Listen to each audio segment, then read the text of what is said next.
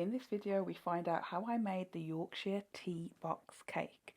So I actually started off with the real box because we needed it all to be accurate and to look real, and I used that box, I broke it down and then used the measurements to create a separate box out of acetate paper.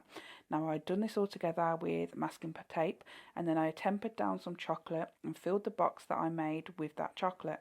I coated it all up the sides. I actually gave it 3 more coats because I just felt like the sides wasn't strong enough to hold the cake. So there I am filling it now with the actual cake. In between the cake layers was chocolate ganache.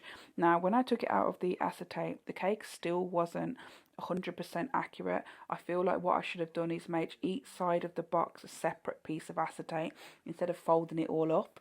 But not to worry, I got to work on the cake with the Pro Froster. I used white chocolate ganache and I used the Pro Froster, which is the perfect tool to make sure that the sides are straight and the top is flat.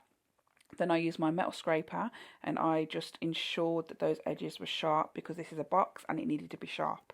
I then broke down the actual tea box and I even kept the flaps. I cut it into sections, scanned this onto the computer and printed it off onto my edible paper. Then I cut it down into the sections and wrapped it around the box that we created. So I stuck it down to each side, ensuring the flaps were used just so that it would look completely real and it would be all in the right place. They fitted perfectly, alhamdulillah.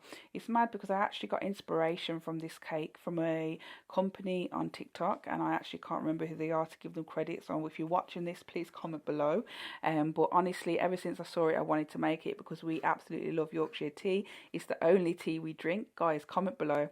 What tea is your favourite? Let's start a tea war because I know people are passionate about their tea around in England. But anyway, so here it is, and obviously decaf.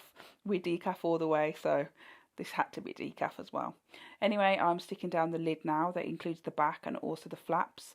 I'm using edible images and I'm just making sure that they're tight around those corners.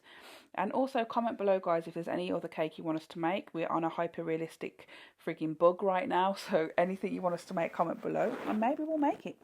Then I am making sure that everything's stuck down, using the smoothers to make sure it's sharp and looking like a box.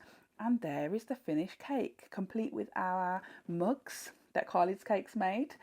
And watch me cut into it. Had so much fun doing this. I felt like I was on that show, Is It Cake? But let us know what you think, guys. I hope you enjoyed.